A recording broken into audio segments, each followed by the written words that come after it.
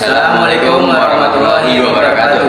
Pentingnya mengingat Hari Pahlawan yang terjadi pada tanggal 10 November, kami akan menjelaskan beberapa kaitannya tentang Hari Pahlawan. Yang pertama, pertempuran 10 November di Surabaya. Yang kedua yaitu perobekan bendera Belanda di Hotel Yamato. Dan yang ketiga adalah kongsi dagang VOC, yaitu dimulai dari kedatangan bangsa Barat. Sebelum masuk videonya, perkenalkan, nama saya Ilham Mukhliduan dari kelas 11 AP3 Dan saya Muhammad Fajarul Arif dari kelas 11 AP3. dan guru pembimbing kami Pak Adam Al-Fajar SPD. Kami bersekolah di SMK Negeri 29 Jakarta. Mari kita cek videonya. Pertempuran 10 November di Surabaya adalah pertempuran pertama pasukan Indonesia dengan pasukan sekutu setelah proklamasi kemerdekaan Indonesia, dan satu pertempuran terbesar dan terberat dalam sejarah Revolusi Nasional Indonesia yang menjadi simbol nasional atas perlawanan Indonesia terhadap kolonialisme dan imperialisme. Penyebab pertempuran ini adalah kedatangan pasukan sekutu di Surabaya pada 25 Oktober 1945. Pasukan sekutu yang dipimpin oleh Brigadir Jenderal Albertine Walter Sultan Malabi bertujuan untuk melucuti senjata tentara Jepang di Indonesia. Namun, kedatangan pasukan sekutu ini tidak diterima oleh rakyat Indonesia yang telah memproklamasikan kemerdekaannya sejak 17 Agustus 1945. Puncak pertempuran terjadi pada tanggal 10 November 1945, yang hari itu pasukan sekutu mengeluarkan ultimatum kepada rakyat Surabaya untuk menyerah. Ultimatum tersebut tidak dipindahkan oleh rakyat Surabaya yang dipimpin oleh Bung Tomo. Akibatnya sekutu menyerang Surabaya. Lalu pertempuran berlangsung selama 2 minggu, dari tanggal 10 hingga 28 November 1945. Pertempuran ini menelan korban jiwa yang sangat besar, baik dari pihak Indonesia maupun sekutu.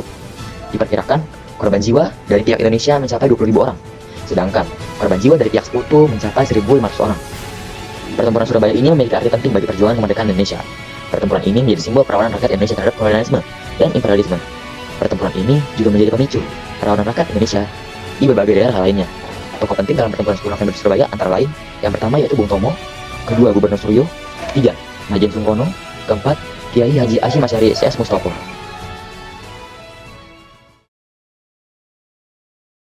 Insiden Hotel Yamato merupakan peristiwa perobekan bendera Belanda di Hotel Yamato yang bertempat di Surabaya.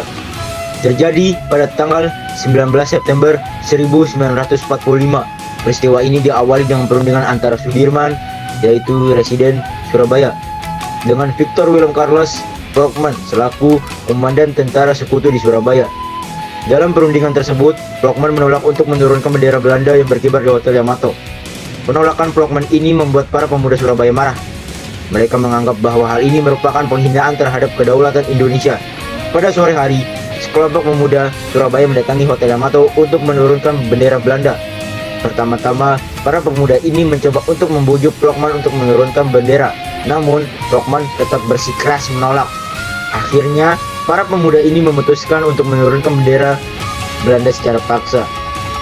Dua pemuda, yaitu Kusno Wibowo dan Haryono, berhasil memanjat tiang bendera dan menurunkan bendera Belanda. Bendera tersebut kemudian dirobek bagian birunya sehingga hanya menyisakan warna merah dan putih.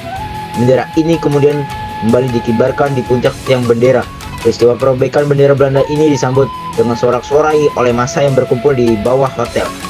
Peristiwa ini juga menjadi simbol perlawanan rakyat Indonesia terhadap penjajah Belanda. Kolonialisme bangsa Barat dalam kongsi dagang VOC dan EIC.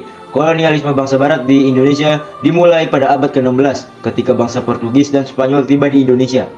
Bangsa-bangsa Barat ini datang ke Indonesia untuk mencari rempah-rempah yang pada saat itu sangat berharga di Eropa. Bangsa Portugis adalah bangsa Barat pertama yang tiba di Indonesia. Mereka tiba di Maluku pada tahun 1511 dan mendirikan benteng di Ternate dan Tidore. Bangsa Portugis berhasil menguasai perdagangan rempah-rempah di Maluku, tapi mereka tidak berhasil menguasai seluruh wilayah Indonesia. Bangsa Spanyol tiba di Indonesia pada tahun 1521. Mereka tiba di Maluku dan mendirikan benteng di Ternate. Bangsa Spanyol bersaing dengan bangsa Portugis untuk menguasai perdagangan rempah-rempah di Maluku. Bangsa Belanda tiba di Indonesia pada tahun 1596. Mereka mendirikan perusahaan dagang bernama Verenigde Oost-Indisch Company, yaitu VOC, pada tahun 1602. VOC memiliki monopoli perdagangan rempah-rempah di Indonesia. Seterusnya ada bangsa Inggris. Bangsa Inggris tiba di Indonesia pada tahun 1600. Mereka mendirikan perusahaan dagang bernama East India Company, yaitu EIC. Pada tahun 1600, EIC juga memiliki monopoli perdagangan rempah-rempah di Indonesia.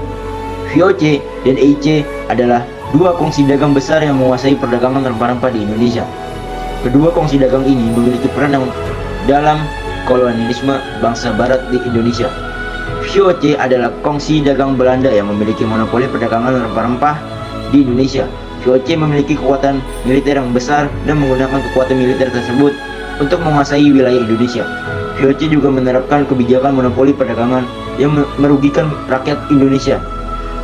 EIC adalah kongsi dagang Inggris yang memiliki monopoli perdagangan rempah-rempah di Indonesia. EIC memiliki kekuatan militer yang besar dan menggunakan kekuatan militer tersebut untuk menguasai wilayah Indonesia. EIC juga menerapkan kebijakan monopoli perdagangan yang merugikan rakyat Indonesia. Kebijakan dan dampak VOC dan EIC. Kebijakan VOC dan EIC di Indonesia sangat merugikan rakyat Indonesia. Kebijakan-kebijakan tersebut antara lain yang satu adalah monopoli perdagangan, kedua kebijakan tanah paksa, ketiga kebijakan kerja rodi, dan yang terakhir keempat kebijakan pajak. Lalu kolonialisme bangsa barat di Indonesia memiliki dampak yang besar juga bagi bangsa Indonesia.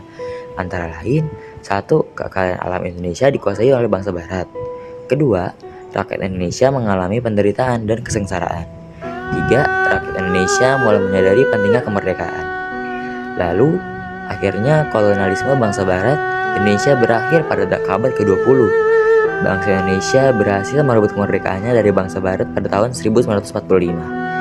Pertempuran 10 November di Surabaya adalah pertempuran besar yang terjadi antara rakyat Indonesia melawan pasukan sekutu pada tahun 1945. Pertempuran ini merupakan simbol perlawanan rakyat Indonesia terhadap kolonialisme dan imperialisme.